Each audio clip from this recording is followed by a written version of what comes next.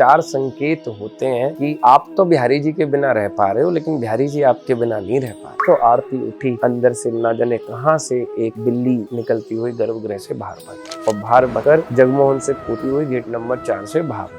हमने ऐसी की ऐसी आरती नीचे रख दी। हमारे ब्रिज की होली है, जो सिर्फ ब्रिज या हमारे देश में नहीं, पूरे वर्ल्ड में फेमस। पहले तो ये इतनी फेमस क्यों है, इसके पीछे की कुछ हिस्ट्री अगर आप बताना चाहें। कैसा ये देश निगोड़ा, जगत होरी ब्रिज होरा। एक वहाँ जो बार बार पर्दा लगता है, दूसरा ये कि बिहारी जी मुरली धारण नहीं करते। अब कोई कहता है कि वो लक्ष्मी जी का अवतार है, कोई कहता है वो कृष्ण का ही अंश है, कोई कुछ कहता है। तो असल राधा रानी जी कौन है? जो छोटे बच्चे होते हैं वो मुर्गा बनना स्कूल में सीखते हैं। हमने मुर्गा बनना ठाकुर जी के गर्भगृह में सीखा है। जब बराह भगवान बनकर आए तो कोई रास रचा था, बामन है कब गोपी नचाई। जब बामन अवतार में आए तब कोई गोपियों को साथ ठाकुर जी ने, जब ते प्रगटी वृष बहाने लली तब ते तुम लाल कला निधि पाए। तो ये जो खेलना भी वो सीखे है ना, वो श्री राधा रानी की कृपा से प्रेम को प्राप्त करके। धाम में जाके कौन से अपराध या ऐसी गलतियां हैं जो जाने अनजाने लोग करते हैं, जो नहीं करनी चाहिए? इस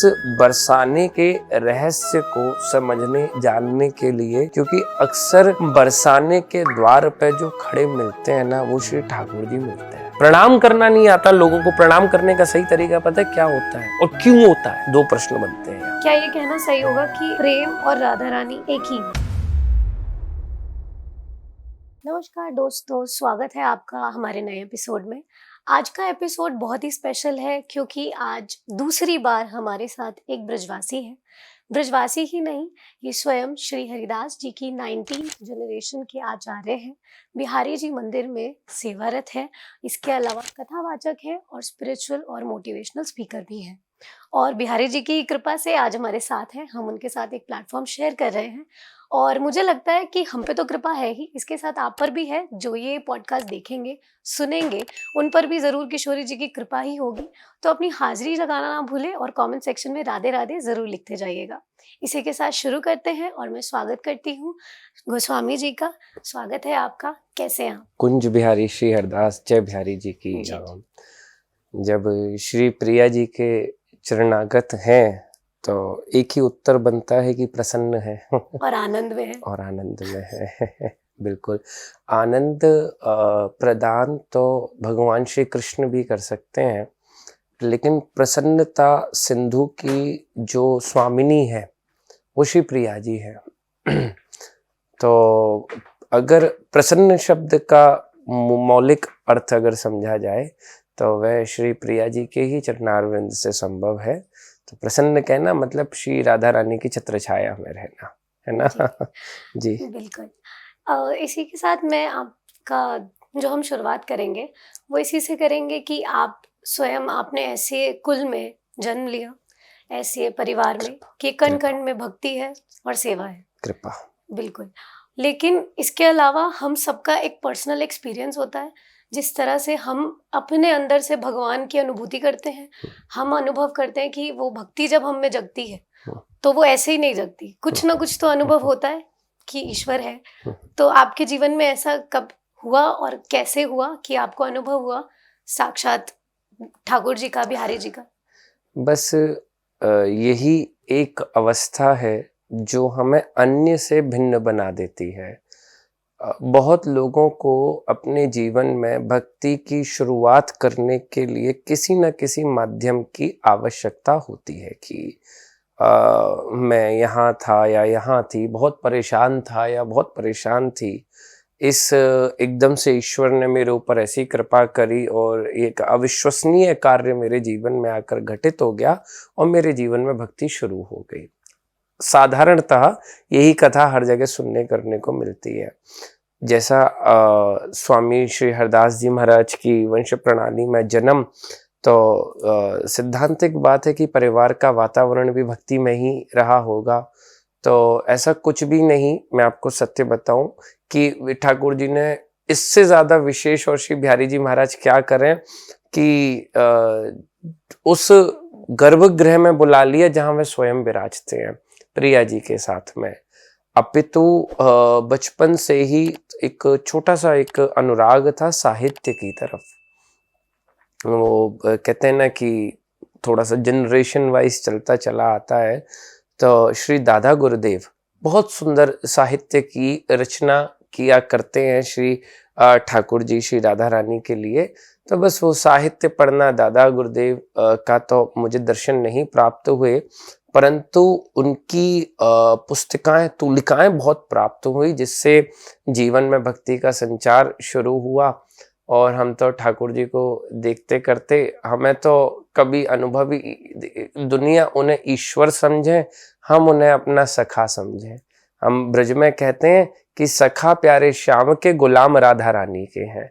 तो जब ठाकुर जी ही सखा हैं, तो ठाकुर जी की ही सेवा में श्री माँ भक्ति रहती हैं। तो जब ठाकुर जी सखा बन जाएंगे तो भक्ति मैया तो अपने आप ही जीवन में प्रकट हो जाएंगी। तो पारिवारिक वातावरण के कारण इस परंपरा, इस संप्रदाय को आगे ले जाने के लिए हम लोगों को भक्ति के लिए किसी चमत्कार की आवश्यकता नहीं पड़ती। हमारा दायित्व बनता है कि समाज में भक्ति का विस्तार हो, वो सभी क्रियाकृत्य हम करें। तभी आपने जो शुरुआत में एक शब्द संबोधन करा, आचार्य, तभी इस पद को आचार्य कहा जाता है। जी जी बिल्कुल जी। और आप बिल्कुल ठाकुर जी की सेवा करते हैं, जिन्हें हम दूर से देखते हैं और मोहित हो जाते हैं कि बस उनको एक पल के लिए तो दुनिया रुक जाती है, चाहे फिर वो इधर उधर हो जाए, लेकिन उस एक पल के लिए जैसे ही नजरें मिलती हैं तो रुक जाती है। तो उनका आप रोज दर्शन करते हैं, स्पर्श करते हैं, उनके सामने रहते हैं, उनकी सेवा करते हैं, वो कैसी अनुभूति है, वो अनुभव कैसा है? देखिए, भागवत का एक सिद्धांत है, एको हम बहुश्याम। मैं एक हूं और अनेक अब होऊंगा। जब ठाकुर जी अंत में महाप्रलय के बाद दर्शन देते हैं और ब्रह्मांड की रचना करते हैं, तो जब उनके रोम रोम में से अनेक आत्माएं प्रकट हो रही होती हैं संसार के निर्माण, संचार और व्यभिचार के लिए, तो हर आत्मा ठाकुर जी को वचन देती हुई आती करती है कि एक दिन हम इस परमात्मा में आकर दोबारा विलीन हो जाएंगे। जैसे ही उस गर्भगृह में जाना होता है, उस परमपिता परमेश्वर के श्री नेत्रों में इन नेत्रों का देखना होता है, तो पहला अनुभव तो यही होता है कि मैं आपका ही भाग हूं, मैं आप में से ही एक हूं, आपके ही किसी न किसी शरीर के रोम में से प्रकट हुई कोई ना कोई जीवात्मा हूं। और ठाकुर जी अब मात्र ऐसी क्रिया, ऐसी अनुभूति, ऐसे कलाप मेरे से आजीवन आप कराते रहो कि मैं आप में ही जाकर विलय हो जाऊं, आप में ही जाकर मिल जाऊं। तो सबसे पहला अनुभव तो यही है कि मुझे बनाने वाले यही है। मान लीजिए एक वृक्ष की भांति वो पहचान चुका है कि मेरा जीवन इस मिट्टी से ही है। समुद्र यह जान चुका है कि मेरा जीवन इस जल से ही है। ठीक है, वनस्पति ये जान चुकी है कि मेरा जीवन इस वायु से ही है। उसी प्रकार ये देह जान चुका है कि मेरा जीवन इस परमात्मा से ही है। सर्वप्रथम मेरा अनुभव ठाकुर जी के श्री चरणारविंद के निकटतम जाते ही कुछ ऐसा बनता है।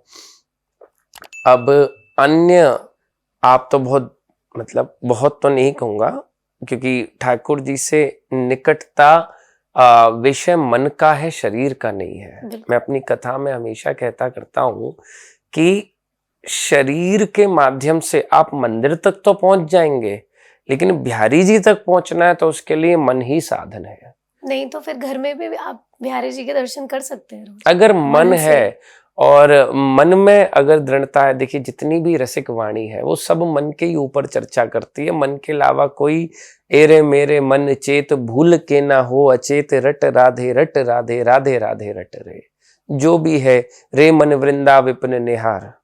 और जितनी भी रचनाएं, जितनी भी क्रियाएं मैं आपको सुनाऊं, वो सारी क्रियाएं मन के, सब संतों ने एक ही मार्ग माध्यम बताया है, वो बताया है मन, ईश्वर तक पहुंचने का। अब हम जब वहां पहुंचते हैं तो हमें बड़ी बड़ी कठिनाई की बात है मन को एकाग्र करना, सबसे कठिन जो है, क्योंकि 10 साधन मिले इस पर भागने के लिए, वो 10 हमारी इंद्रियां हैं। तो 10 साधन मिले तो इस मन को पकड़ना बड़ा कठिन कार्य है। ये नेत्रों से भी भागता है, ये सुगंध से भी भागता है, ये मुख से भी भागता है, ये कर्णों से भी, ये हर जगह से, जहां से इसको हल्की सी 10 मार्ग है इसको दौड़ाने के इस दुनिया में।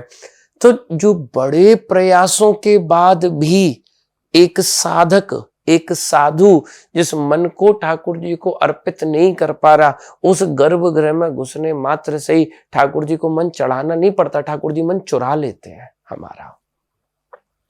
ऐसा लगता है कि चित्त चाहकर भी कहीं इधर उधर नहीं भाग रहा है, चित्त चाहकर भी कहीं इधर उधर नहीं डोल रहा है। ये अनुभव होता है जब आप ठाकुर जी के अति निकटतम मन के माध्यम से पहुंच जाते हैं कि अब मुझे कुछ करने की जरूरत नहीं है। मतलब कहते ना, अकाट्य, आप कितनी जटिल श्री ठाकुर जी की भक्ति हमें सहज में ही प्राप्त हो गई हो, हमें बड़ी सहजता से मिल गई हो। ये हमारा अनुभव रहता है जब हम ठाकुर जी के गर्भगृह में होते हैं कि मन चढ़ाना नहीं पड़ता, मन चुरा लिया जाता है। इसी पे मैं एक भाव आपको प्रकट भी करूंगी और उसमें कुछ कंफ्यूजन क्लियर कराना चाहूंगी कि जब ऐसी चीजें होती हैं तो एक, अगर आपका भाव वैसा है भक्ति वाला, तो ऐसा लगता है कि पता नहीं मैं इतने लायक हूँ कि नहीं, कि इतनी कृपा मुझ पे कर दी ठाकुर जी ने। तो ऐसी अनुभूति होती है, कई बार हम दर्शन करने जाते हैं और दर्शन करने लगते हैं ना तो रोना आ जाता है, वो आंसू आने लग जाते हैं। वो भाव को कैसे आप एक्सप्लेन कर सकते हो? दो प्रश्न है इस एक प्रश्न में। सबसे पहली बात है कि मैं इस लायक नहीं हूं, पहला विषय आपने ये रखा। दूसरा, ठाकुर जी को देखते ही आंसू आ जाना। पहले भाव का उत्तर है कि अपने दोष विचार री सजनी, उनसों कुछ ना कही है, सूर श्याम सो कुछ ना कही है, जेही राख है सो ही रही है, कृपा एक लालन जू की चाहिए। अगर जीवात्मा अपने दोषों का चिंतन करते हुए ईश्वर की तरफ आगे बढ़ रही है, वो इस दुनिया की सबसे सुंदर जीवात्मा है। वो अपना मंथन मज्जन करती हुई जो ईश्वर की तरफ आगे बढ़े, अपने दूसरों, आजकल अरे देखिए क्या व्यवस्था है, भीड़ बहुत है, धक्के पड़ रहे हैं, ये है वो है, मुझे बड़ा दया आती है उन लोगों के ऊपर जो ये विचार करते हैं। कोई सोचे, हे ठाकुर जी, मैं इतना अधम अधीम नीच पापी है और मुझे आप दर्शन दे रहे हो, तो समझो कि कोई बाबा सूरदास के लक्षणों पे चलता हुआ बांके बिहारी जी के मंदिर के प्रांगण में आकर खड़ा हो गया है। ऐसा अनुभव है। प्रथम प्रश्न। दूसरा प्रश्न, ठाकुर जी से बात करने के लिए आपको एक कम्युनिकेशन लैंग्वेज की जरूरत पड़ती है, अपनी बात बोलने के लिए भी और ठाकुर जी की बात सुनने के लिए भी। जैसे कि एक ये मोबाइल फोन सामने पड़ा है, आप इससे बोलो कि व्हाट्सएप खोलते हैं, क्या ये कार्य करेगा? आपको मोबाइल उठाना पड़ेगा, खोलना पड़ेगा, एक सिस्टम, एक कंप्यूटर है, वो बंद पड़ा है। अब उसे को ऑन हो जा, ऑन हो जा, वो होगा? नहीं होगा। क्यों? क्योंकि उसके साथ कम्युनिकेशन अगर आपको स्टैब्लिश करने हैं, so you should know the machinery language. You just going to be give the command in the CPU will understand your command, that power will going to be supply in the system, in the desktop, then desktop functionality is going to be started, like the same as the camera is situated, the mic is situated। कहीं ना कहीं ये एक machinery language पर काम कर रहे हैं। उसी प्रकार भगवान से आप शब्द के माध्यम से कुछ भी बोलिए, कोई अर्थ नहीं है इस बात का। ईश्वर जो सुनते हैं वो हृदय से सुनते हैं। कोई बात जो हृदय से बोली जाती है वो ईश्वर सुन लेते हैं। और जब ईश्वर आपके प्रश्नों का उत्तर देना शुरू करते हैं तो उसका अर्थ ये होता है कि आपके अश्रु आपके नेत्रों से बहना शुरू हो जाए। जब ठाकुर जी बोलते हैं तब मन इतना गदगद हो जाता है कि उन भाव को संजो के नहीं रख पाता और प्रेम से भरा वह प्याला कहीं ना कहीं छलक ही जाता है। और जहां वह प्याला छलका वहीं नेत्रों से आंसू बाहर आ गए, वहां समझ काम करना बंद कर देती है। यही तो प्रेम की परिभाषा ही यही है, जहां बुद्धि ना लगे। तो अगर ठाकुर जी के आगे खड़े होकर आपके नेत्रों में आंसू आ गए, इसका मतलब जो भी आपने हृदय से ठाकुर जी को बोला, ठाकुर जी ने सुनकर आपको जवाब दिया, आपके मन मस्तिष्क ने वह कार्य कर दिया। अब तो जो है, जो आपको प्राप्त हो रहा है वो प्रेम है, वो भक्ति है। ये कारण होता है ठाकुर जी के आगे खड़े होने पर आंसू आ जाने से। जी बिल्कुल, एक बहुत बड़ा उत्तर मुझे मिला है। जी। और इसके अलावा एक नटखट भी है, वो बहुत शैतान है। मुझे ऐसा लगता है कि जैसे ना मैं अनुभव बताती हूँ आपको पर्सनल, कि हम गए, हमने दर्शन करे और अगले दर्शन में कुछ ज्यादा लंबा समय खिंच गया तो वो फिर ऐसे संकेत देने लग जाते हैं कि तुम आई नहीं हो, बहुत दिन हो गए, सपनों में आ जाएंगे, या फिर मतलब और भी तरह के जो हम शायद नहीं बता सकते संकेत मिलने लगते हैं। तो ऐसी लीलाएं ठाकुर जी बहुत करते हैं, बिहारी जी स्पेशली, कि वो बोलने लगते हैं कि बहुत दिन हो गए, आए नहीं। हाँ, देखिए, सर्वप्रथम ब्रजमंडल का स्वप्न में आ जाना, ब्रजमंडल की चर्चा सुन लेना, किसी ब्रजवासी का अचानक से जीवन में प्रकट हो जाना, या किसी ब्रजवासी द्वारा ब्रज का निमंत्रण आ जाना, ये 4 संकेत होते हैं कि आप तो बिहारी जी के बिना रह पा रहे हो, लेकिन बिहारी जी आपके बिना नहीं रह पा रहे। ये हमारे ठाकुर जी की बड़ी नटखट लीलाएं हैं और बड़ी सुंदर सुंदर लीलाएं हैं। जितना लीला चिंतन करो, जितना इतने इतने इतने इतने प्रेमी है ठाकुर जी, मैं जितना बोलना चाहूँ। एक कलकत्ता के एक कथा सुनेंगी आप ठाकुर जी के प्रेम को लेकर। बिल्कुल बिल्कुल। एक कलकत्ता के सेठ जी हर बार वृंदावन आए, आकर वृंदावन के यमुना जी के सारे घाटों को किराए पर ले लें और सारे घाटों में फूलों की खेती करें। यमुना जी जैसे ही वर्षा ऋतु में थोड़ी सी ऊपर उठकर घाटों की सीमाओं तक पहुंचे तो बड़े प्रसन्नता से वो नाचे, देखो यमुना जी आई और ठाकुर जी की सेवा के लिए फूल ले गई। जीवन भर उन्होंने ऐसे घाटों की, यमुना जी की, बिहारी जी की सेवा करी। खुद फूल नहीं चढ़ाए, यमुना जी से ठाकुर जी के श्री चरणों में फूल चढ़वाते। अंतिम समय निकट आया, बहुत धनाढ्य परिवार, अंतिम समय निकट आया, कलकत्ता में इलाज चल रहा है। कलकत्ता से बोले कि तुम कितना भी प्रयास कर लो, तुम कुछ भी कर लो, अब मैं नहीं, अब मुझे ठाकुर जी बुला रहे हैं और मैं जाऊंगा, मेरी दुर्गति हो जाएगी अगर मैं वृंदावन के अलावा कहीं और अपना शरीर छोड़ गया तो। आप एक काम करो, आप मुझे कैसे भी करके वृंदावन ले चलो। डॉक्टरों ने भी बच्चों को समझाया कि जो अंतिम इच्छा है उसकी पूर्ति करो। अब बच्चों ने एयर एम्बुलेंस की व्यवस्था करी, एयर एम्बुलेंस के माध्यम से दिल्ली लाया गया। दिल्ली पहुंचते पहुंचते उनको बज गए 9:30 रात्रि के, और यहाँ बिहारी जी की आरती का समय हो गया। और जैसे ही तो ठाकुर जी की आरती उठी, और भक्त कहाँ प्रतीक्षा कर रहा है? दिल्ली में। एक रात्रि का उस भक्त के पास समय नहीं है, कभी भी उसके जीवन की दुर्घटना हो सकती है। जैसे ही तो आरती उठी, अंदर से ना जाने कहां से एक बिल्ली निकलती हुई गर्भगृह से बाहर भागी और बाहर भगकर जगमोहन से कूदती हुई गेट नंबर 4 से बाहर हो गई। हमने ऐसी की ऐसी आरती नीचे रख दी। हमने अपने पुरोहित जी बुलाए, हम पुजारी हैं, पुरोहित अलग। जो ठाकुर जी की सेवा करें वो पुजारी, जो पूजा करें वो पुरोहित। लेकिन पुरोहित को प्रवेश अधिकार नहीं है, पुजारियों को ही मात्र ठाकुर जी का प्रवेश अधिकार है। कि क्या करें? तो बोले जी आप तो अंदर गर्भगृह स्वच्छ करो, ठाकुर जी सिंहासन पर विराजमान रखो, और हम बाहर मंत्रोच्चारण से सब विधा करते हैं। फिर जब सुंदर शुद्धिकरण के साथ के बाद ठाकुर जी का विश्राम होगा। पूरी क्रिया में हमें 2 घंटे लगे। इतने 2 घंटे में वो व्यक्ति दिल्ली से वृंदावन पहुंच गया और जाकर खड़ा हुआ। शुद्धि में एक आवश्यक होता है ठाकुर जी का पंचामृत अभिषेक, जो कि साधारणतः हमारे मंदिर में विशेष तीज तिथि त्योहार पर ही होता है, लेकिन उस दिन करना पड़ा इस कृत्य के कारण। तो वो अभिषेक होता है, ठाकुर जी का अभिषेक हुआ। तो भक्त नेत्रों में अश्रु भरा बोला, ठाकुर जी मैं तो चन्नामृत की इच्छा से आपके पास आ रहा था, मुझे थोड़ी पता थी कि आप पंचामृत लिए मेरा इंतजार कर रहे हो।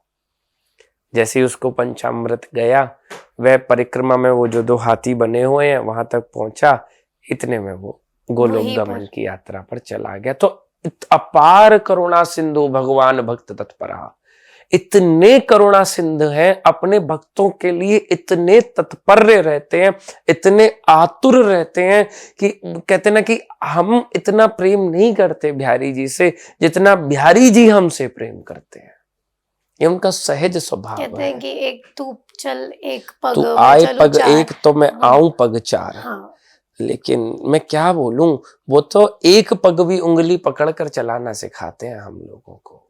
ये सिद्धांत है श्री बिहारी जी का। जी बिल्कुल।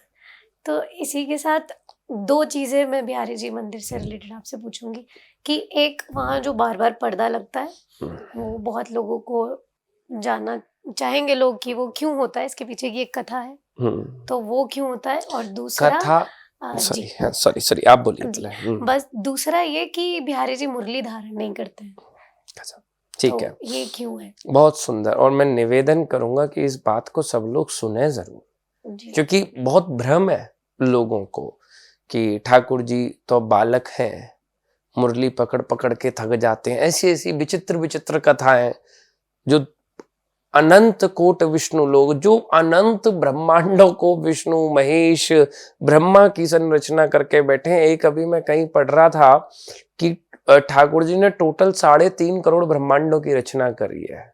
जो 3.5 करोड़ ब्रह्मांडों की रचना के हेतु हैं, वो एक बंसी पकड़ने में थक जाएंगे। आप विचार करके देखिए इस बात पे। बिहारी जी के प्राकट्यकर्ता कौन? स्वामी श्री हरिदास जी महाराज। स्वामी श्री हरिदास जी महाराज, उनके बारे में कुछ लिख रहे हैं क्या? ऐसे ही देखत रहो जन्म सफल कर मानो, प्यारे की भामती भामती जो के प्राणन प्यारे, जुगल किशोर ही जानो। यहाँ ठाकुर जी की अवस्था का वर्णन करा गया है। ठाकुर जी की अवस्था बाल्य अवस्था नहीं है, ठाकुर जी की अवस्था किशोर अवस्था है। स्वामी जी से ज्यादा बिहारी जी को धरा पर कोई है दूसरा जो जान जाए? जब स्वामी जी कह रहे हैं कि मेरे ठाकुर जुगल किशोर अवस्था होने के कारण श्री प्रिया जी के साथ में विराजमान है, फिर भी दुनिया कहती है कि लाला है लाला है लाला है। क्या अर्थ है इस बात का? कोई अर्थ नहीं है इन चीजों का। तो ये भ्रम है जो लोगों के दूर होने बहुत जरूरी है, ताकि अगर आपको नाम धाम रूप लीला गुण का चिंतन आपका सही नहीं है ना, आप कभी मंजिल पर नहीं पहुंच पाओगे, हमेशा गाड़ी छूटेगी आपकी। मैं इस कारण से ये बिना आपके पूछे आपको बता रहा हूं, ठीक है? तो आपने एक आपने प्रश्न क्या किया कि एक तो बंसी क्यों धारण नहीं करते 364 दिन, और पर्दा क्यों आता है। बार क्यों? पहला चर्चा करते हैं पर्दा के ऊपर।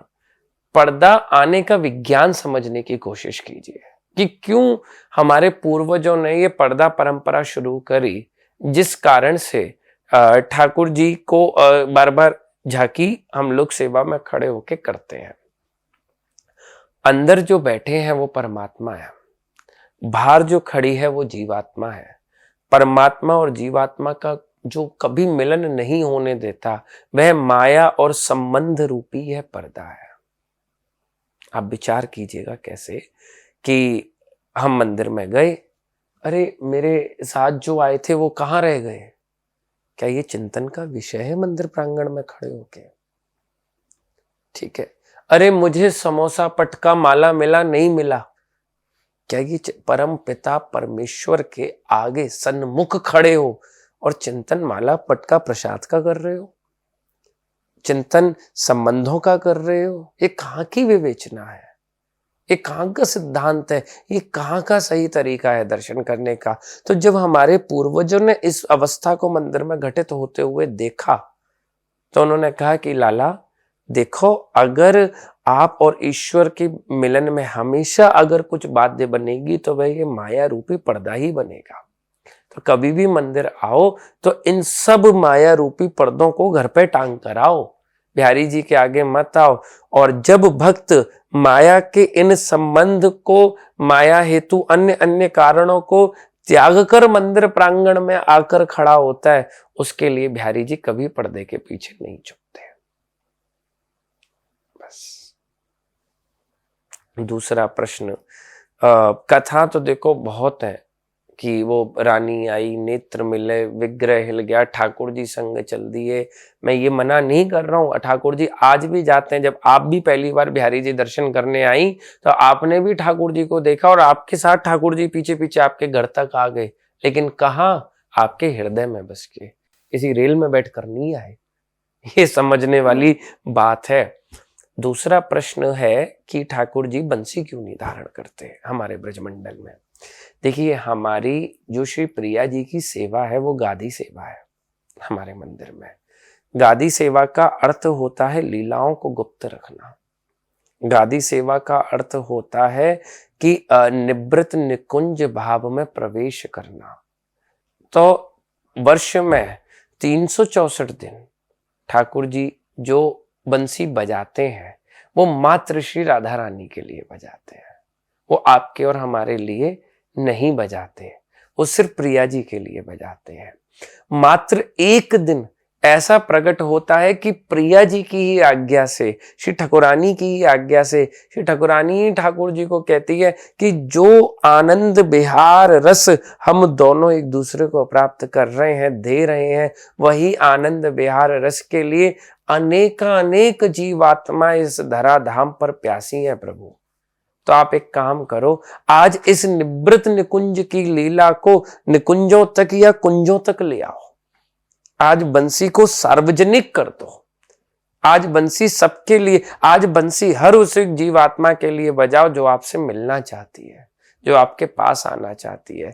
तो प्रिया जी जब ठाकुर जी को इस लीला की आज्ञा देती हैं शरद पूर्णिमा की रात्रि को, तो जब ठाकुर जी की बंसी बजती है तो प्रेम में पिपासी जितनी भी आत्माएं हैं उसकी माधुर्य तान को सुनकर बड़ी आनंदित होती हैं, प्रफुल्लित होती हैं और एकदम से खड़ी होकर नृत्य करना शुरू कर देती हैं। उस अवस्था को हम महारास कहते हैं। तो ये कारण है कि 364 दिन ठाकुर जी बंसी धारण करते हैं, परंतु गुप्त रूप में श्री राधा रानी के लिए। 365वें दिन शरद पूर्णिमा वाले दिन ठाकुर जी जो बंसी धारण करते हैं वो सार्वजनिक करते हैं अपनी गोपियों के लिए। आया समझ आपको? जी। तो शरद पूर्णिमा की आपने बात की, इसका एक और भी वो है कि चांद की रोशनी में उस समय बिहारी जी के दर्शन होते हैं, सीधी उनके ऊपर। वो ये हमारे मंदिर का आर्किटेक्ट है। हाँ जी। अब हमारे पूर्वज इतने बेहतरीन आर्किटेक्ट इंजीनियर थे कि जो उन्होंने मंदिर की रचना करी वो ऐसी करी कि जब चंद्रमा संपूर्ण उदय पटल पर प्रकाशित हो तो सर्वप्रथम वे श्री ठाकुर जी के चरणों में वंदन करते हुए उस रात्रि की लीलाओं को प्रारंभ करें। सीधे ठाकुर जी के मुखारविंद पर चंद्रमा नहीं आते, चरणों में सब सर्वप्रथम चरणों में आते हैं। और जब प्रांगण में खड़ी हुई कोई भक्त ठाकुर जी के दर्शन करती है तो आपको सच बता रहा हूं उस चंद्र की रोशनी फीकी पड़ जाती है हमारे कृष्ण चंद्र के आगे। कृष्ण चंद्र ऐसे चमक रहे होते हैं कि मान लो आज दो चंद्रमा एक साथ उदय हुए हो और वो चंद्र की चांदनी भीगी पड़ गई हो, क्योंकि आज ठाकुर जी श्री प्रिया जी का तेज अपने मुखार विंद पर लेकर रास के लिए प्रकट हो रहे हो जी। तो हम राधा रानी की बात प्रिया जी की करते हैं, तो वहां पर विराजी हैं बगल में पर घूंघट में, ये राधा रानी बिहारी जी के साथ। क्या ये सत्य है कि उनके साथ हर मंदिर में वृंदावन में राधा रानी है? ये तो हमें पता है, मैंने सुना है कि वो घूंघट करके वहां पर विराजती। घूंघट करके नहीं विराजी, ठाकुर जी के हृदय पटल में विराजी है, वक्ष में विराजी है। गादी तो इसलिए कि जब ठाकुर जी अपनी आत्मा को कोई रूप दे दें जिसको हम श्री राधा कहते हैं, ठाकुर जी की आत्मा को ही हम श्री राधा कहते हैं, तो विराजमान होने के लिए कोई आसन तो चाहिए। अब ये क्या है? ये गादी ही तो है जिस पर हम बैठे हैं। तो जब ठाकुर जी अपनी आत्मा को कोई रूप प्रदान कर दें तो उनको विराजमान होने के लिए किसी स्थान की आवश्यकता पड़ेगी। जब वो 1 से 2 हो जाए तब उनको किसी स्थान की आवश्यकता, तो वो स्थान हमने गादी ठाकुर श्री प्रिया जी की, गादी मतलब विराज या विराजमान होने युक्त स्थान, तब हमने श्री प्रिया जी की गद्दी बनाई है कि हे स्वामिनी जब भी आप रास के लिए 1 से 2 हो जाओ तो आप यहाँ आकर विराजमान होइएगा। ये गादी का अर्थ होता है। लेकिन श्री प्रिया जी कोई घूंघट में नहीं विराजी, श्री प्रिया जी तो ठाकुर जी के वक्ष में विराजी है जी। ऐसा सुनने में बहुत आ रहा है आज। अब तो श्री राधा रानी जी का ही एक और बहुत बड़ा, आपने जैसे बोला वो कृष्ण जी की आत्मा है। अब कोई कहता है कि वो लक्ष्मी जी का अवतार है, कोई कहता है वो कृष्ण का ही अंश है, कोई कुछ कहता है। तो असल में हम राधा रानी जी कौन है, मतलब कैसे आप उनको, हम है नहीं कोई उनके बारे में इतनी बात करने वाले, पर ऑब्वियसली हमें थोड़ी सी चर्चा करनी है इस पे। श्री राधा तत्व जानने के लिए तो भैया ब्रजवासी ही पैदा है, न पड़ेगो बिना वाक्य तो कार्य होगो नहीं। हाँ, लेकिन मैं आपको एक बात बता देता हूँ, श्री प्रिया जी कौन है। श्री प्रिया जी प्रसन्न वक्त्र पंकजे निकुंज भूविलासिनी है। अंतर होता है, ठाकुर जी आनंदित रहते हैं, श्री प्रिया जी प्रसन्न रहती हैं। अंतर है। मैं मुस्कुरा रहा हूं, आप किसी कारण से दुखी हैं, आप मेरे पास आकर बैठी, मैं अपने आनंद में आनंदित हूं, आपके दुख का उस पर कोई प्रभाव नहीं, मेरे आनंद का आपके दुख पर कोई प्रभाव नहीं पड़ा, आप फिर भी, आपकी जीवात्मा फिर भी दुखी है। ये अर्थ होता है आनंदित रहने का। आप दुखी हैं, आप इस स्थान पर आई, यहाँ श्री प्रिया जी विराजी हैं। जैसे ही आपने श्री प्रिया जी के मुखार बिंद के दर्शन करे, आप अपने दुख को भूल गई और अति प्रसन्न होकर श्री वृंदावन की भूमि में विचरण करने लग गई। आप अपने सारे कष्टों को भूल गई। ये होता है प्रिया जी के सम्मुख होने का अर्थ। आपको समझ में आ रहा है? श्री प्रिया जी की आभा मात्र ऐसी है कि जीवात्मा उनके शरणागत होने मात्र से ही प्रसन्न हो जाती है, अपने सभी समस्त प्रकार के शोक को भूल जाती है, भय को भूल जाती है, दुख को भूल जाती है और आनंदित होकर, प्रसन्न होकर श्री वृंदावन की भूमि में विचरण करने लग जाती है। ये श्री राधा रानी की आभा मात्र है। कहते हैं कि आम स्त्री गले में मंगलसूत्र धारण करती है। माँ लक्ष्मी ने जब जब अवतार लिया, चाहे रुक्मणी अवतार हो या माँ सीता अवतार हो, जब जब अवतार लिया तो उन्होंने मंगलसूत्र धारण करा। परंतु जब प्रिया जी आती हैं तो वे त्रिसूत्र धारण करके आती है, जिसमें मृदुलता, दयालुता, कृपालुता तीनों भाव छुपे होते हैं। वह श्री राधा रानी है। श्री प्रिया जी की जो सुगंध है वो कस्तूरी मृग की अपारता की भीनी भीनी वायु जो ब्रजमंडल में बहा करती है, और जिसको सूंघ कर ठाकुर जी मद युक्त होकर चलते हुए जाते हैं तो समस्त गोपी मंडल समझ सोचता है कि वाह ठाकुर जी क्या रास कर रहे हैं। ऐसी श्री राधा रानी की सुगंध है। आप मेरे से पूछ रहे हैं ना कि श्री राधा रानी क्या है? मैं बहुत ज्यादा डीप चला जाऊंगा, मैं अपने आप को यहाँ रोक रहा हूँ, क्योंकि अब मैं आपको ठाकुर जी, प्रिया जी चलती कैसे हैं, प्रिया जी की सुगंध क्या है, प्रिया जी का रूप क्या है, मैं ऐसे सुनाना शुरू कर दूंगा जो कि नहीं वो हो पाएगा। तो मूल में श्री राधा रानी को समझने के लिए एक ब्रजवासी होना जरूरी है। दूसरी बात, प्रेम की अधिशास्त्री देवी श्री राधा रानी है, और प्रेम इस धरा की सर्वोपरि शक्ति है, सर्वोपरि। ठीक है। प्रिया जी के सानिध्य मात्र में आने से जीव आदमी का स्वभाव बदल जाए, वो श्री राधा रानी है। कैसे? जब चैतन्य महाप्रभु जी वृंदावन आए तो उनको हिंसक पशुओं ने घेर लिया, तो उन्होंने कहा मेरी जीवन लीला समाप्त, अब ये मेरा भक्षण कर देंगे तो मेरी जीवन लीला समाप्त हो जाएगी। तो उन्होंने दोनों हाथ ऊपर करके अपने महामंत्र का संबोधन करा। जैसे ही उन्होंने अपने नेत्र खोले तो उसी अवस्था में सिंह भी, शेर भी सामने खड़े थे। वो कहते हैं कि ये श्री राधा रानी का ही देश हो सकता है जहां हिंसक पशु भी अपनी सोच बदलकर भजन करने लग जाए। सोचो कोई पशु श्री राधा रानी की शरण में चला जाए तो उसकी ये गति हो जाती है, अगर कोई मनुष्य चला जाए तो उसकी क्या ही गति होगी महाराज। प्रिया जी की तुलना नहीं है। मैं आपको सत्य बता रहा हूं, गर्भगृह में बैठे बैठे बिहारी जी भी जिनका भजन करते हैं उनका नाम श्री राधा रानी है। मैंने निकटतम ठाकुर जी के वक्ष पर कान लगाकर सुना है। मैं अपनी ही बात आपको बता रहा हूं। ठाकुर जी भी बैठे बैठे राधा राधा राधा राधा राधा बजते रहते हैं। श्री राधा रानी कौन है, इसको शब्दों में समा ले जाना। एक बात सोचो, आज आपकी चेतना क्या है, आप कैसे चैतन्य है? आत्मा के माध्यम से ही तो चैतन्य है। अगर शरीर से आत्मा चली जाए तो ये क्या है? मिट्टी ही तो है। मैं और आप मिट्टी ही तो हो जाएंगे। कृष्ण की चैतन्यता श्री राधा रानी है। अगर कृष्ण कोई क्रिया कर पा रहे हैं ना, उसका कारण ही कि उनके हृदय में विराजमान श्री राधा रानी है। और बस अब राधा रानी के विषय को विश्राम दें, नहीं तो पॉडकास्ट नहीं होगा, कथा हो जाएगी। जी। तो राधा रानी जी का एक प्राकट्य कैसे हुआ था?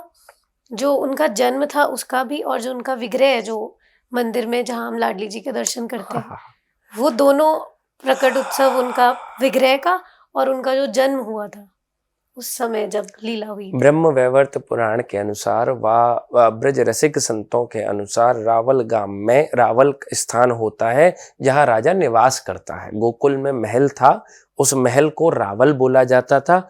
उस महल में श्री वृषभानु जी का निवास हुआ करता था। मैं सूक्ष्म में श्री प्रिया जी के अवतरीर्ण होने की कथा आपको सुना देता हूँ। तो रावल महल में श्री वृषभानु जी महाराज सुबह सुबह स्नान हेतु श्री यमुना जी जा रहे हैं। श्री यमुना जी में एक ऐसा दिव्य कमल उनको प्राप्त हुआ है जिसकी आभा संपूर्ण ब्रजमंडल को, संपूर्ण विश्व को, अनंत ब्रह्मांडों को प्रकाशित कर रही है। उस कमल को लेकर श्री वृषभानु जी जैसे ही अपने घर की तरफ निकलते हैं तो माँ कीर्ति श्री राधा रानी की माता जी उस दिव्य तेज के दर्शन करने के अयोग्य होती हैं, सुयोग्य नहीं होती हैं। कोई भी उस दिव्य तेज के दर्शन करने के अभी तक सुयोग्य नहीं हो पा रहा है। अपितु ब्रजमंडल की धरा पर भ्रमण करते करते सभी साधु संत देख रहे होते हैं तो कि कहीं तो प्रेम प्रकट होने वाला है, लेकिन ब्रज में वह गोवर्धन में होगा, ब्रज में वह बरसाना में होगा, ब्रज में वह नंदगांव में होगा, वृंदावन में होगा, कहाँ होगा किसी को नहीं पता। जब सभी सर्वप्रथम जब नारद जी दर्शन करते हैं तो नारद जी देखते हैं कि रावल के उस महल से वही दिव्य प्रेम पुंज का प्रकाश प्रकाशित हो रहा है जैसा कि हमें वर्णित किया गया था। नारद जी समस्त सप्त ऋषियों के साथ में उस रावल महल के पास पहुंचते हैं। रावल महल के पास पहुंचने के बाद सबसे पहले श्री राधा रानी के चरणों को धोकर उनका चरणामृत लेकर समस्त ऋषि, वृषभानु बाबा, कीर्ति मैया एवं ठाकुर जी की अष्ट सखियों के नेत्रों पर लगाती हैं। जैसे ही चरणामृत नेत्रों पर लगता है तो लगने के बाद में सबके नेत्रों में इतना तेज व्याप्त हो पाता है कि वह श्री प्रिया जी के दर्शन कर सकें। और जब सब प्रिया जी के दर्शन करते हैं तो वही वातावरण की उत्पत्ति होती है जो मैं आपको बता रहा था कि सबका चित्त एकदम से प्रसन्नता में प्रफुल्लित होकर सब लोग जोर से श्री राधा रानी के नाम का भजन करने लग जाते हैं। परंतु अभी तक श्री प्रिया जी ने अपने नेत्र नहीं खोले हैं। इतने में नारद जी कहते हैं कि ठाकुर ठाकुरानी को ठाकुरानी के नाम से नहीं, एक बार ठाकुरानी को श्री ठाकुर जी के नाम से पुकारो। सर्वप्रथम जैसे ही ठाकुर श्री नारद जी बोलते हैं कि श्री कृष्ण कन्हैया लाल की जय, तो श्री नारद जी की तरफ राधा रानी अपनी कृपा दृष्टि डालते हुए सर्वप्रथम उनको देखती हैं कि ये कौन है जिसने मेरे प्रियतम का नाम पुकारा है। ऐसे श्री राधा रानी गोलोक से रावल आती हैं। अभी तो बाद में अन्य लीलाएं हैं कि आगे क्या हुआ वो आप पूछेंगी तो मैं बताऊंगा। ये बात शायद बहुत लोग नहीं जानते कि इस तरह से राधा रानी जी का प्रकट उत्सव हुआ था। लोग गूगल से पूछते हैं। हाँ। पूछना ब्रह्म वैवर्त पुराण से चाहिए। सबको यही है कि उनके जो माता पिता हैं वृषभानु जी और कीर्ति माता, उन्हीं के घर में उनका जन्म हुआ जी। तो ये चीज मैं जरूर आपसे जानना चाह रही हूँ। मैं आपको सत्य बोल रहा हूँ, आपका एक एक प्रश्न ऐसा है जिस पे 5-5 घंटे की कथा हो जाए। मैं आपको सत्य कह रहा हूँ, मैं तो इसको कितना समराइज्ड करके चल रहा हूँ आप सोच भी नहीं सकते जी। और इसके अलावा जो उनका विग्रह है आज जिसकी पूजा होती है श्री बरसाना धाम में जी, तो वो कहाँ से आया? श्री भट्ट गोस्वामी जी द्वारा। श्री जैसे बिहारी जी श्री स्वामी जी की भजन प्रणाली से प्रसन्न होकर प्रकट हो सहज। देखिए ब्रज में कोई चमत्कार नहीं हुआ। आप ब्रज को एक बात बताओ, चमत्कार ही ठाकुर जी को करना होता तो मैया को मुख में ब्रह्मांड दिखा के, ब्रह्मांड घाट आपने सुनी होगी ये कथा, भागवत की बड़ी प्रचलित कथा है कि मुख में ब्रह्मांड दिखा के ब्रह्म मोहिनी माया चलाते कि मैया भूल जाए कि मैंने क्या दिखाया है। वहां ऐश्वर्य तत्व को ईश्वर प्रकट ही नहीं करना चाह रहा है। वहां कोई भगवान चाहते ही नहीं है कि ये मुझे भगवान की तरह देखें। वहां भगवान चाहते हैं कि ये मुझे अपना सखा देखें, ये मुझे अपना प्रेमी देखें, मुझे वात्सल्यता चाहिए। भगवान राम जिस समय पर प्रकट हुए उस समय पर ठाकुर जी को सब मिला भगवान राम को, लेकिन जो ब्रज की एक भावात्मक प्रेम शैली है ना वो नहीं मिल पाई। इसलिए निर्णय करा 1 मिनट नहीं रुके मथुरा पैदा होने के बाद, पहले वृंदावन भगे हैं। बोले मुझे मां लेके चलो, मुझे दोबारा चक्कर, तुम फिर आगे सत्यव्रतम सत्य परम त्रिसत्यम सत्यस्य योनिम निहितम च सत्य, फिर ये सब बोले बहुत सुन ली मैंने राम जन्म में जितनी मुझे सुननी थी, अब मैं गारी खाऊंगा, मुझे वृंदावन लेके चलो सबसे पहले। तो तुरंत ठाकुर जी विराजमान होकर वृंदावन में आए हैं। अगर ब्रजवासियों को दिखा देते कि मैं भगवान हूं तो हमने भी प्रार्थना ही करी होती। परंतु हमने तो गोपी गीत गाए हैं ना, हमने तो प्रणय गीत गाए हैं, हमने तो भंवर गीत गाए हैं, हमने प्रार्थना थोड़ी करी है ठाकुर जी से। तो चाहे बिहारी जी आए, राधा वल्लभ लाल आए, श्री राधा रमण लाल आए, श्री बरसाने में किशोरी जी पधारी, ये किसी चमत्कार का विषय नहीं है कि जो उसमें ऐसी दृष्टि रखी जाए। वो तो ब्रज में जो वात्सल्य प्रेम पाने आए हैं, अगर आप ब्रजवासी हैं तो वही वात्सल्य प्रेमता के साथ में उनके दर्शन करके उन्हें वे प्रदान करे और बोले लाला तेरी रजा में हम राजी। तो ना बनो चारो भगवान, कोई बात ना है, हम ना बना रहे तो है। और अब वो बनाते भी नहीं है, ब्रजवासियों का भाव ही नहीं है वैसे। अरे हम तो यूं कह देते हैं, तोहे मोहे नाते अनेक जो मन भावे सो अपनावे। भैया हम जानते हैं तेरे मेरे बहुत नाते हैं, तुम परम ब्रह्म परमेश्वर हो, तुम ईश्वर हो, तुम इस जगत के हेतु हो, संचारक हो, कारण हो, कारक हो, तुम सब हो। अब हम तुम्हें क्या माने? एक काम करो ठाकुर जी, जो तुम्हारे मन में इच्छा हो तुम हमें वो मान लो, हम वही बन जाएंगे। लाला तेरी रजा में हम राजी। ऐसे हम ब्रजवासी अपना जीवन जीते हैं, हम अपनी नहीं थोपते, हम उनकी सुनते हैं। अभी हमने शुरू में एक चर्चा की थी कि ब्रजवासी कौन होते हैं। जब मैंने आपको बोला कि मैं शायद आधी ब्रजवासी हूँ, क्योंकि मैं आधे समय वृंदावन रहती हूँ कभी कभी, और बाकी समय ठाकुर नंद किशोर हमारे ठकुरानी राधासी, कब मिली है मेरी सखी सहेली हरिवंशी हरिदासी, हरि हम कब हो हैं ब्रजवासी। ये ब्रजवासी की परिभाषा है, जिसके इष्ट मात्र श्री राधा कृष्ण हो, जिसकी मिलने की हृदय की आतुरता मात्र श्री हरिवंश महाप्रभु और स्वामी श्री हरदास जी महाराज से हो, मूल में वो ब्रजवासी है। जो सखी भाव में आकर रास में प्रवेश होने के लिए अपना जीवन जिए, वो ब्रजवासी है। जो श्री गोपाल भट्ट जी के श्री राधा रमण लाल के साथ में वृंदावन में विचरण करे, वो ब्रजवासी है। जो ईस्ट श्री बाके बिहारी लाल को माने, श्री राधा रमण लाल को माने, श्री राधा वल्लभ लाल को माने, वो ब्रजवासी है। अन्य किसी विचार में रहे तो भैया अब लोग सोचेंगे कि मैं अन्य की अवहेलना कर रहा हूं। भैया मैं अन्य की अवहेलना नहीं कर रहा, मैं बस एक संदेश देना चाह रहा हूँ। गोस्वामी तुलसीदास जी बहुत पहले कर गए, कित मुरली कित चंद्रिका कित गोपिन को साथ, तुलसी मस्तक नवत है जब धनुष बाण लो हाथ। तो क्या ये अवहेलना कर रहे हैं कि प्रेम की लीला कर रहे हैं? अरे ये क्या मतलब है, अगर बंसी लेके बैठोगे तो मैं दंडौत नहीं करूंगा, आपने तो हमारे ठाकुर जी की अवहेलना कर दी। प्रेम की बात है ये। अब लेकिन जिसके मन में जो भर रहा होगा वो उसी दृष्टि से ही निहारेगा ना। कोई सोचेगा कि वाह ठाकुर जी ऐसे प्रेम, आपकी क्या नाम है, आपके ऐसे प्रेमी आए कि जो राम के अलावा कोई कुछ दूसरा तत्व जानते ही नहीं। और कोई कहेगा कि देखो कैसे बाबा जी हैं, ठाकुर जी की अवहेलना कर रहे हैं, दर्शन के लिए मना कर रहे हैं। ये तो क्योंकि उसके मन में वो प्रेम तत्व भर रहा है, उसके मन में वो घृणा तत्व भर रहा है, वो वैसे ही देखेगा जैसे उसके मन में विचार भरे हुए हैं। जी बिल्कुल। और राधा रानी जी का जब हम नाम लेते हैं, पूज्य प्रेमानंद महाराज जी ने बहुत इस चीज में शायद लोगों को जागरूक किया कि राधा नाम लो और तो आपकी गति हो जाएगी सिर्फ नाम लेने से। तो राधा नाम की महिमा थोड़ी सी बता दीजिए, थोड़ी सी। बड़े दिव्य संत हैं हमारे ब्रजमंडल के पूज्य श्री प्रेमानंद जी महाराज, और ठाकुर जी की कथा हेतु विचरण होता करता ही रहता है भारतवर्ष में। तो इतनी सुंदर सुंदर मुझे लीलाएं सुनने को मिलती हैं कि महाराज जी मैं बड़ा दुखी था। मैंने जैसे ही प्रेमानंद जी को सुना, मैंने ये छोड़ दिया वो छोड़ दिया। मैंने कहा वाह प्यारे, बहुत तो जो रिजर्वेशंस बहुत कॉस्टली हैं आउट ऑफ इंडिया अब्रॉड्स में, वो रिजर्वेशन हमारे यहाँ पर माला झोली करने से प्राप्त हो जाता है।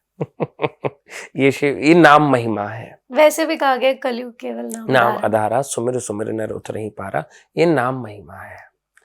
अब आप सुनो कि जब आप अपनी जिह्वा से रा शब्द का उच्चारण करते हैं, तब ठाकुर जी इतनी तीव्र गति से अपना सिंहासन छोड़कर आपके हृदय में प्रवेश करने के लिए भागते हैं कि ये जो साधक है वो जिह्वा से श्री राधा का नाम उच्चारण करने वाला है, अब इसके हृदय में प्रेम वास करेगा। तो जिस हृदय में प्रेम वास करेगा उस हृदय में ही मेरा वास होगा।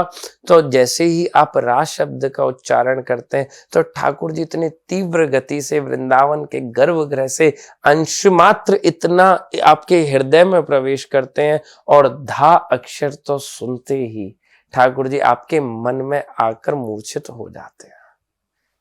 ये श्री राधा शब्द का अर्थ है। मैं कितना आपको बताऊं कि अगर जीवन में प्रेम रस सिंधु की धारा प्रवेश करानी है, अब प्रेम कितना आवश्यक है ये तो मैं क्या ही बताऊं किसी को। कोई यही ना समझ पाए कि प्रेम कितना आवश्यक है, तो मैं इसमें तो फिर अब, क्योंकि भली संसारिक दृष्टिकोण से ही प्रेम की दिशा को देख लो तो एक पशु जीवन भर तुम्हारे द्वार पे बंधा रहता है, उसका कारण मात्र प्रेम है। प्रेम में इतनी शक्ति है। तो ठाकुर जी हृदय में आकर मूर्छित हो, हमेशा जीव के पास ही वास करते हैं और हमेशा कहते रहते हैं कि तू राधा रानी का प्रेमी है। तो जीव आत्मा कहती है कि हाँ हम राधा रानी के प्रेमी है। तो बताना किशोरी जो आज बरसाने में कहाँ मिलेंगी। तो ये प्रेम की प्रतिस्पर्धा जब दोनों में शुरू हो जाती है तो वही आनंद आपके जीवन में प्रकट हो जाता है, जिसके लिए आप ना जाने कितने कर्म कर रहे हो, नहीं कोई शब्द ही नहीं है, कोई व्याख्यान ही नहीं है कि कितने अपराध हो जा रहे हैं। लोगों को लग रहा है कि आज मैं 1 BHK से 2 BHK में जाऊंगा आनंद मिलेगा, 2 से 4 में जाऊंगा आनंद मिलेगा, 4 से एक बहुत अच्छी सी जगह शिफ्ट हो जाऊंगा तो आनंद मिलेगा। मैं एक बहुत धनाढ्य व्यक्ति की फिलॉसफी पढ़ रहा था, तो वह बहुत धनाढ्य व्यक्ति कह रहा था कि I pray in daily to my God that everyone will just going to be billionaire in this world, because then they understand there is nothing. तो मैं ये नहीं कह रहा हूं कर्महीन हो जाओ, कर्म करो। एक तो अर्थ सही लगाना बहुत जरूरी है, अर्थ कर्महीन हो जाओ लेकिन सुख दुख को आनंद मत समझो। सुख के लिए बढ़िया एसी रूम में बैठे हो, अच्छी बात है, लेकिन फिर जब लाइट चली जाएगी और वो एसी बंद हो जाएगा, पसीने आने शुरू हो जाएंगे, और मर्म को मत भूलो। फिर कैसे? आनंद वो है जो सतत है, जो कभी नहीं मिट सकता, वो आनंद है। और वो श्री किशोरी जी के चरणार वृंद में बैठत पलोटत राधिका पायन है, वो वहीं जाकर मिलेगा। उस विचार को समझने की बुद्धि अपने मस्तिष्क में रख दो। फिर देखना अपने आप घृणा नाम का शब्द, अपने आप तृष्णा नाम का शब्द, अपने आप मात्सर्य नाम का शब्द इस दुनिया में से खत्म हो जाएगा। मैं लिख कर दे सकता हूं, खत्म हो जाएगा। जैसे रामचरितमानस में भी कहा गया है कि राम से बड़ा राम का नाम। तो यही बात हो गई कि नाम उनसे भी बड़ा है। मैं आपको सुनाता हूं, मंत्र महामणि विषय व्याल के, मैटत कठिन कुअंक भाल के। जीवन की कितनी भी बड़ी आपदा क्यों ना हो, मात्र नाम आधार के आश्रय लेने से वह आपदा ऐसे कट जाती है जैसे मर्सिडीज में कोई इतना छोटा सा गड्ढा आ गया हो, तो पता भी नहीं लगेगा क्योंकि अलाइनमेंट बहुत अच्छा है उस गाड़ी का। इस वजह से क्या ये कहना सही होगा कि प्रेम और राधा रानी एक ही है? अगर प्रेम एक शक्ति है तो उस शक्ति की स्वामिनी श्री राधा रानी है, ये कहना सही होगा। प्रेम की देवी। जैसे मर्यादा एक शक्ति है तो उस मर्यादा के ईश्वर भगवान श्री राम है, ठीक है। जैसे भक्ति एक शक्ति है तो उस शक्ति के स्वामी श्री ठाकुर जी हैं। उसी प्रकार से अगर प्रेम एक शक्ति है तो उस प्रेम की शक्ति श्री राधा। राधा कोई प्राकट्य, मैं देखिए राधा रानी को कोई देवी कह के संबोधन कर दूं, मेरे लिए यह असंभव है। श्री ठाकुर जी की आत्मा है वो आत्मा को अब हे देवी जी, आपके अंदर जो देवी जी विराजी हैं उनको प्रणाम, ये कोई मतलब थोड़ी बनाई, तो कोई अर्थ ही नहीं आया इस बात का। तो श्री राधा रानी सप्त सिंधुओं की माल, वैदक दई सिंधु राग रस एक सिंधु, वह सप्त सिंधुओं की स्वामी है, जिसमें सब कुछ आ जाता है। श्री राधा रानी प्रेम की अधिशास्त्री है। श्री राधा रानी तो अब मैं क्या बोलूं बस। तो पूजा, प्रेम और भक्ति, इसमें बहुत क्या अंतर है? बहुत अंतर है तीनों में। पूजा सबसे पहले चर्चा कर रहे हैं, और जब सेवा में प्रेम प्रकट हो जाता है तो वह भक्ति बन जाता है। ये पहले सबसे पहले आपने दो विषय एक साथ ले दिए, प्रेम और भक्ति। गोपियां कह रही हैं कि शुल्क दासिका, शुल्क दासिका का अर्थ होता है कि ठाकुर जी जब हम आपको छचियावर छाछ पे नाच नचाया करते थे तो आप भी हमसे कहते थे कि एक रात्रि आएगी जब हम आपके मध्य में प्रकट होकर रास करूंगा, मैं रास करूंगा। आज जब हमें हमारी सैलरी देने का नंबर आया तो हमारे बीच में से अंतर्ध्यान हो गए। बड़े धोखाधड़ी वाले एम्प्लॉयर हो ठाकुर जी आप, समझ रहे हैं। यहाँ ठाकुर जी को छाछ पिलाना एक सेवा है, यहाँ ठाकुर जी को श्रृंगार करना एक सेवा है, यहाँ ठाकुर जी को पोशाक पहनाना एक सेवा है, ठाकुर जी को पदभाव सुनाना एक सेवा है। लेकिन इस सेवा में क्या हो गया, ये तो एक साधारण बात है ना, ये क्या हो गया है। अब एक आया भी बच्चे का लालन पालन कर रही है और एक माँ भी बच्चे का लालन पालन कर रही है। भेद क्या है? प्रेम ही तो भेद है, मात्रिक प्रेम ही तो भेद है। तो जब सेवा में प्रेम प्रकट हो जाता है तो वह भक्ति बन जाता है, ऐसे आप समझिए। दूसरी बात आपने कही पूजा, क्या पूजा सेवा से भिन्न है? बहुत भिन्न है। पूजा एक विधि का विषय है। हमारे ब्रज में पूजा नहीं होती, हमारे ब्रज में सेवा होती है। पूजा में तो मंत्र होंगे, विधि होंगी, क्रियाएं होंगी। मैं अवहेलना नहीं कर रहा हूं इस ज्ञान की, यह बहुत जरूरी है, पूजा करना भी बहुत जरूरी है, परंतु पूजा एक क्लास फर्स्ट है तो सेवा पीएचडी है।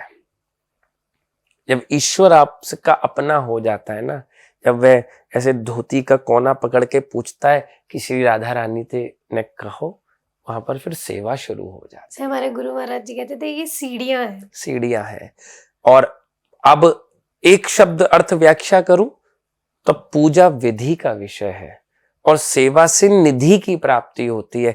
इसलिए श्री वृंदावन धाम में निधि वन है, विधि वन नहीं है।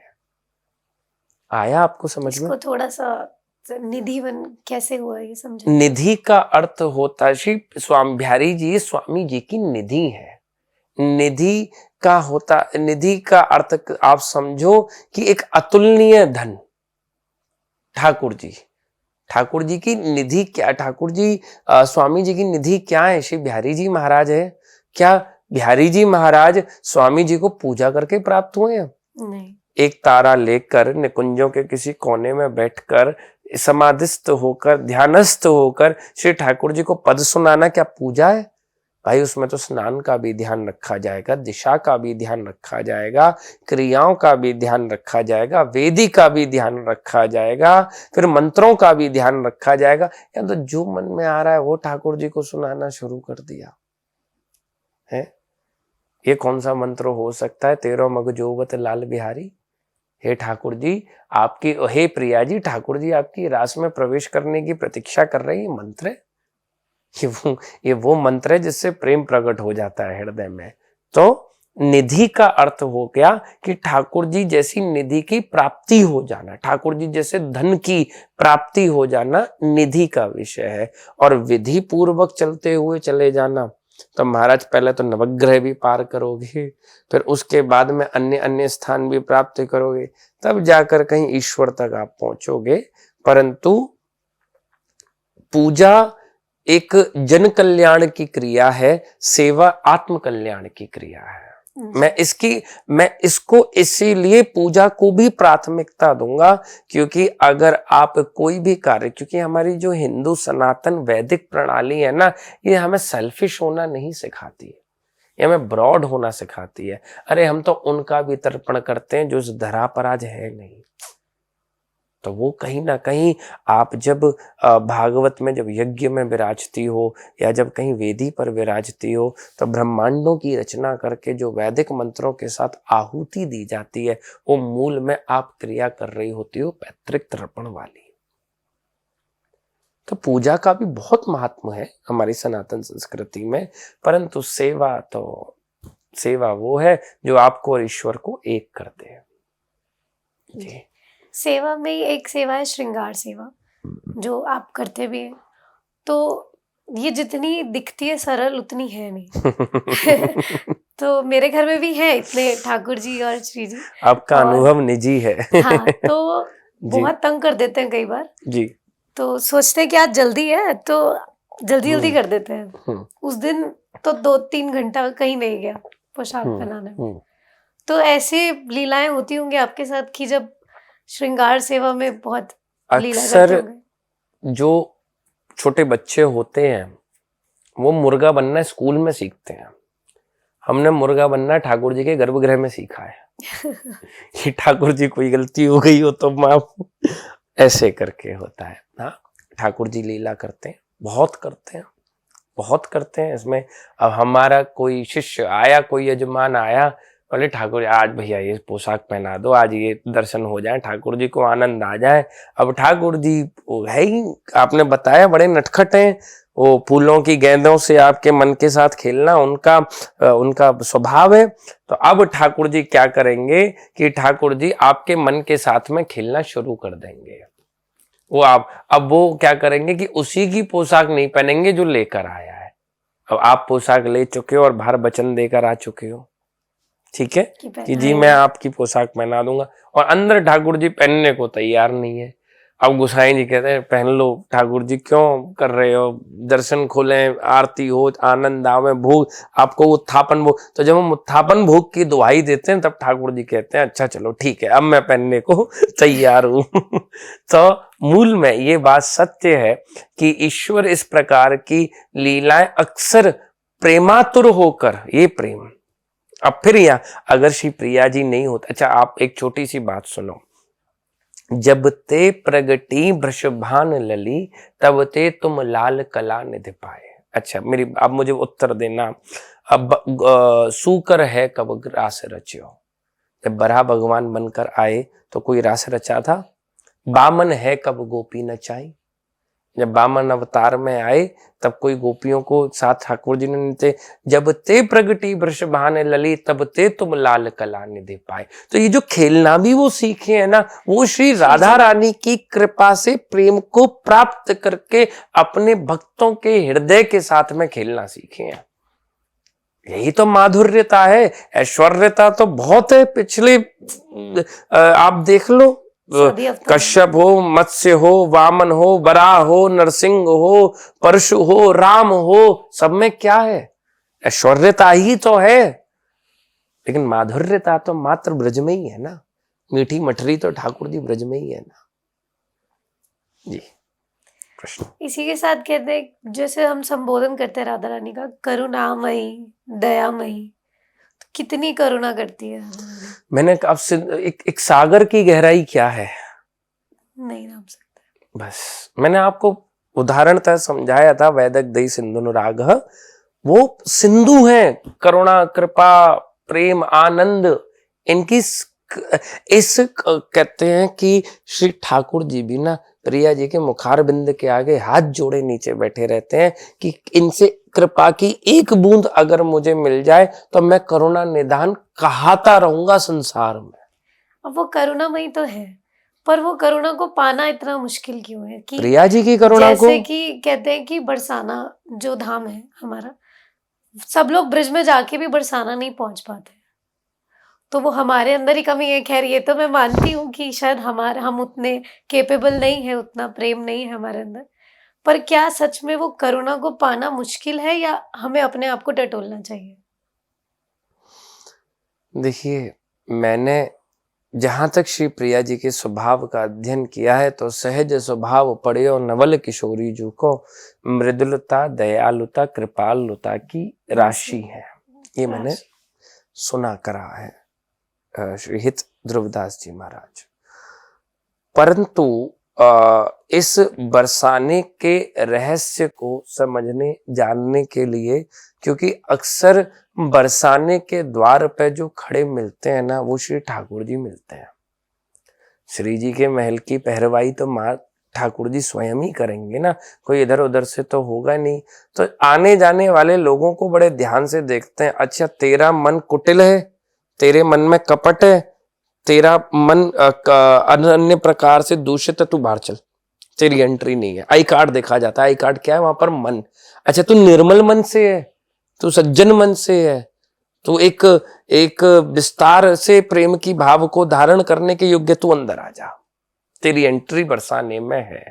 तो भैया बरसाने में घुसने मात्र का आई कार्ड जो है ना वो आपका मन है, उस मन को निर्मल बनाइए। आप निर्मल मन बनाएंगे अपने आप आपको बरसाने में एंट्री मिल जाएगी। और फिर उनको मनाना तो आसान ही है। किनको मनाना? राधा रानी तो अब प्रेम राधा रानी तक तो सोचना ही, वो पहुंचने तो नहीं सहज, देती। आपको अपने आप पर कार्य करना है। आप समझे, राधा रानी, आपको अपना मन निर्मल करना, श्री जी स्वयं प्रकट हो जाएंगे। ठाकुर जी स्वयं आपको एंट्री पास दे देंगे कि चलो भैया अंदर, बस। तो बरसाना धाम, जैसे वृंदावन धाम की तो बहुत बात करते हैं सब, अगर बरसाना धाम में कोई जाता है तो वहां पर कहाँ कहाँ जाना चाहिए और क्या क्या करना चाहिए? कीरत सुता के पग पग में प्रयागराज, केशव की केल कुंज कोटि कोटि काशी है, जमुना में जगन्नाथ, रेणुका में रामेश्वर, तर तर पे पड़े रहे अयोध्या के वासी हैं। गोपिन के द्वार द्वार है बसत हरि यहाँ, बद्री केदारनाथ फिरत दास दासी हैं। स्वर्ग अपवर्ग सुख लेके करिए कहाँ, जानते नहीं हो हम ब्रज के वासी हैं। है? जब श्री प्रिया जी के पग पग में प्रयागराज है, तो बरसाने की कौन सी ऐसी भूमि है जो प्रणाम योग्य नहीं है? जब हर एक द्वार पर बरसाने के ठाकुर जी लटके मिलते हैं, तो ऐसी कौन सी देहरी है जो प्रणाम योग्य नहीं है? बरसाने की कहां तक हम विच्छेदन करते रहेंगे कि बरसाने में कहाँ जाना चाहिए, कहाँ नहीं जाना चाहिए? देखो, एक कहावत सुनी होगी, हाथी के पांव में सबका पांव है।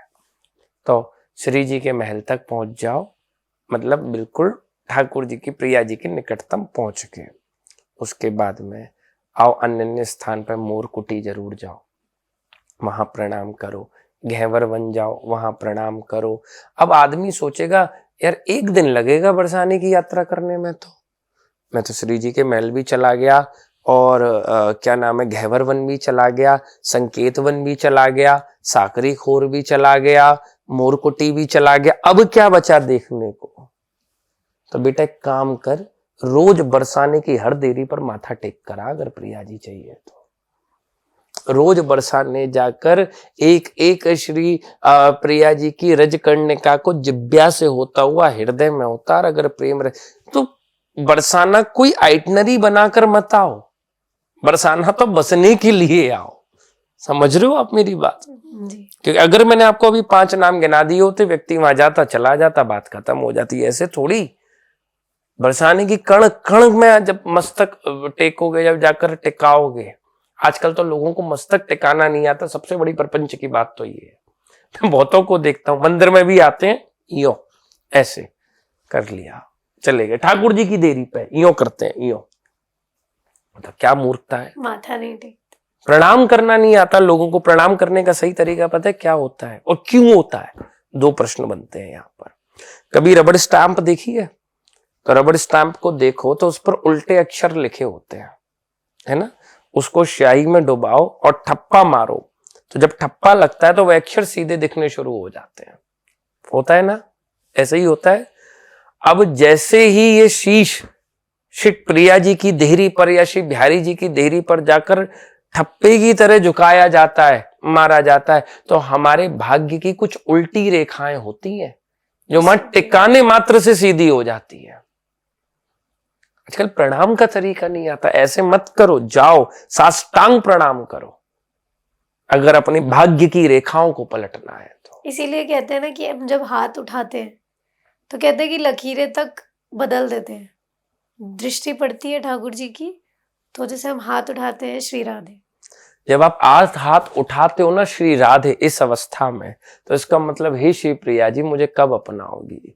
तो शरीर के एक एक रोम की स्वीकृति श्री ठकुरानी के चरणों में जाकर हो जाती है।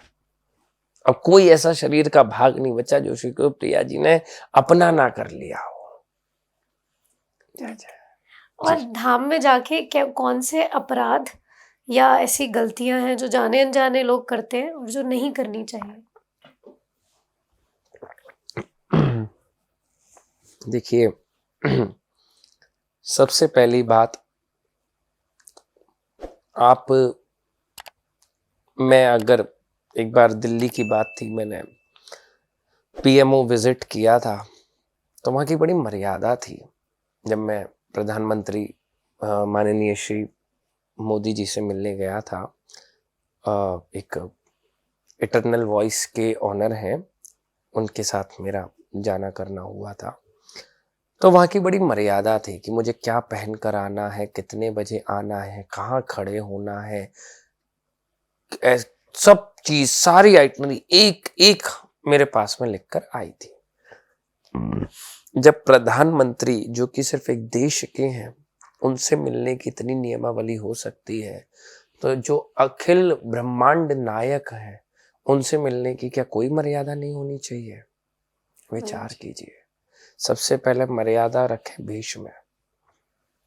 कम से कम वृंदावन आए, मैं तो कहूँ धोती बगलबंदी का आवरण करके आए, क्योंकि जब भी जरूरत पड़े तो ऐसे ही पटका कर लो तो मान लो ठाकुर जी की सखी है गए।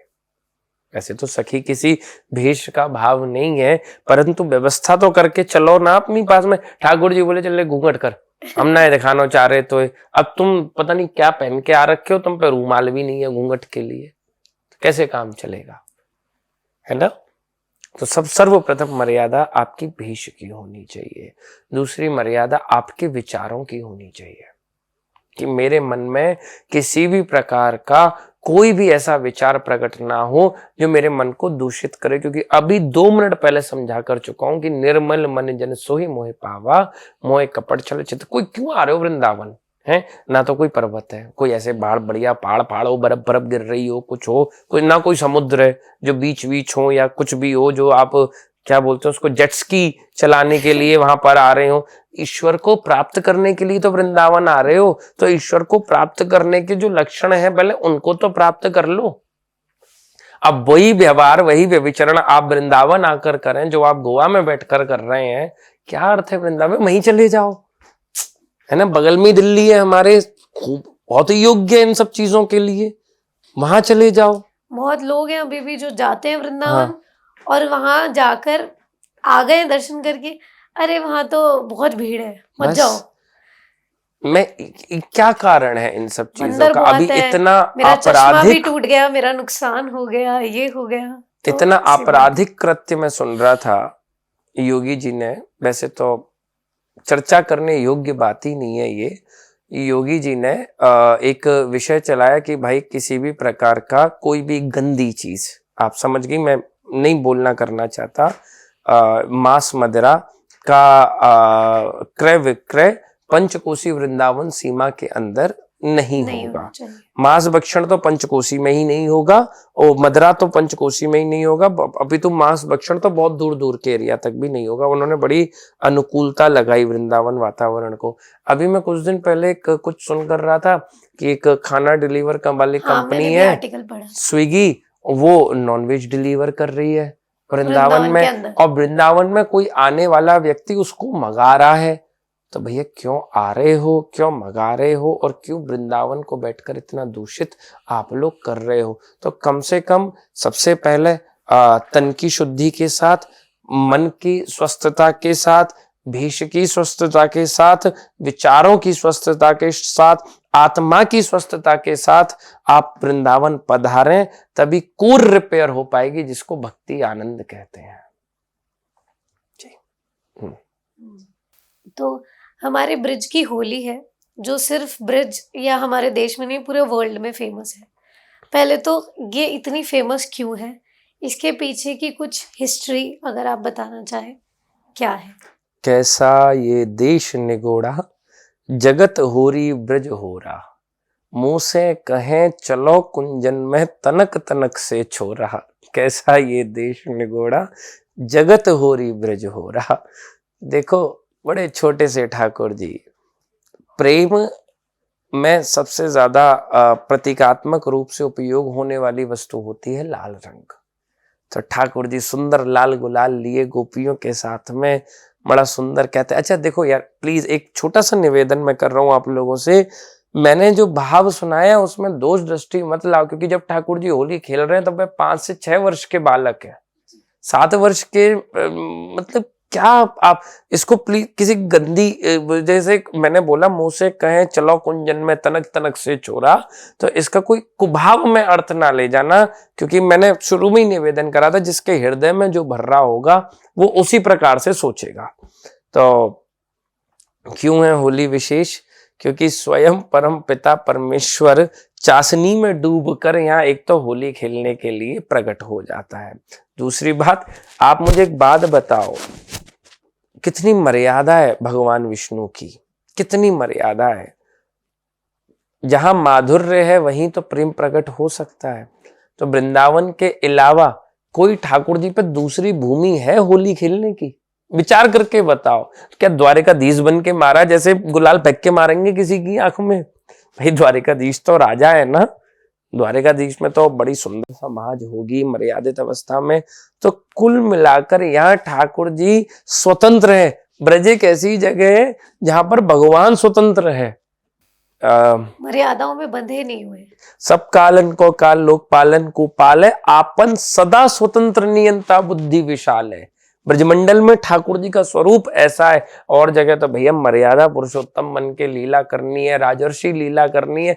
यहाँ कोई लीला नहीं करनी ब्रजमंडल में, यहाँ तो प्रेम करना है ठाकुर जी को। तो जब ठाकुर जी स्वयं में स्वतंत्रता का अनुभव करते हैं, तब ठाकुर जी यहाँ दोनों हाथों में गुलाल लेके, फेटों में गुलाल भर के, और मान लो ढप लेकर अपने समस्त ग्वाल मंडलों के साथ में चलते हैं। और विश्वास मानना, एक दिन नहीं खेलते, 40 दिन खेलते हैं। अच्छा 40 दिन तो आप लोगों को पता है, मैं तो कहूं कि जो गुलाब कुंड है हमारे ब्रजमंडल में, मां ठाकुर जी 365 दिन होली खेलते हैं।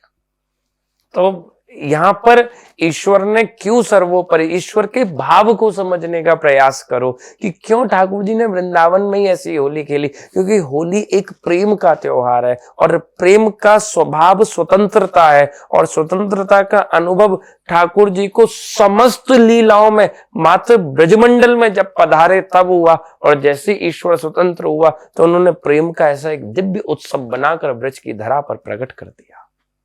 ये कारण है। कितनी सुंदर बात आपने कही कि सच कितनी डीप भी है कि प्रेम स्वतंत्रता का विषय है। जहां स्वतंत्र नहीं होगा वहां प्रेम नहीं होगा।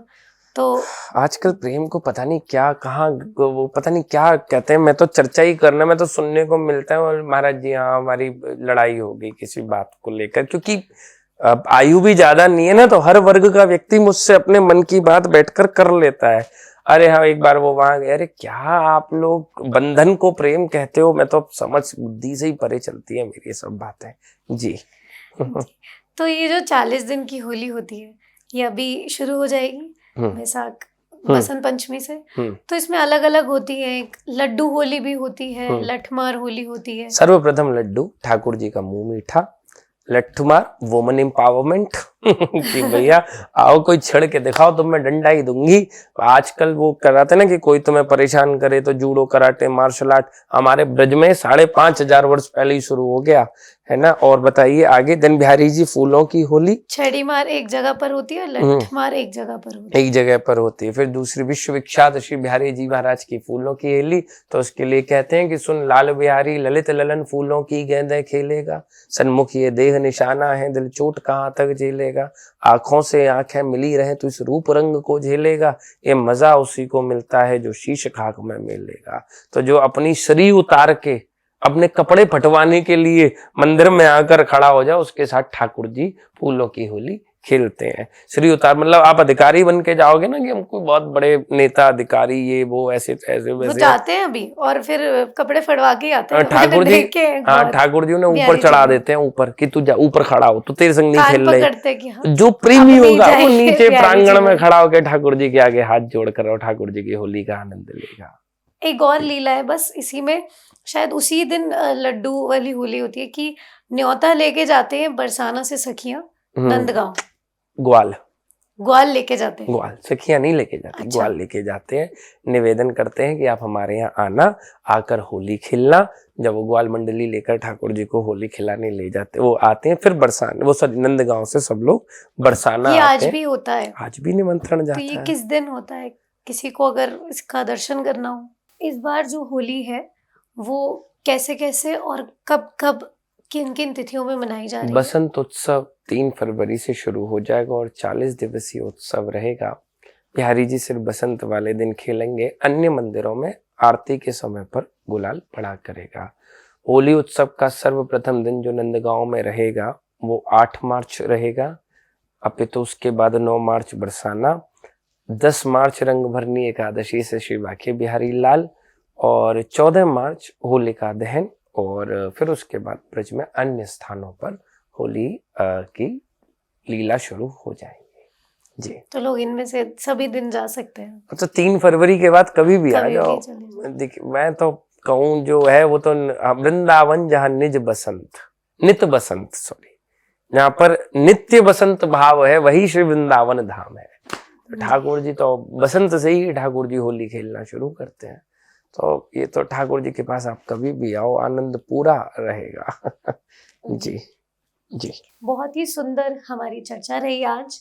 और जैसा कि मैं हमेशा कहती हूँ, जब भी हम आध्यात्मिक और धार्मिक चीज़ें करते हैं तो वो कथा या सत्संग ही हो जाता है, वो पॉडकास्ट का रूप तो हम उसे दे देते हैं, ऐसी बात होती है। सो बहुत ही सुंदर हमने बातें करी, और समय का तो पता चलता ही नहीं है हमें जब भी हम ऐसी चर्चा करते हैं। सो इसी के साथ हम आज के एपिसोड को अंत करेंगे, और आपके जो भी व्यूज़ हों आप कमेंट्स में दे सकते हैं। होली से रिलेटेड हमने थोड़ी सी जानकारी आपको दी है, बाकी के लिए भी आप, हम सब कुछ डिस्क्रिप्शन में डाल देंगे, और गोस्वामी जी को आप इनसे बात कर सकते हैं, इनसे जुड़ सकते हैं, इनको फॉलो कर सकते हैं। एंड टिल देन हम आपसे विदा लेंगे और आपसे नेक्स्ट एपिसोड में मिलेंगे। तब तक के लिए राधे राधे।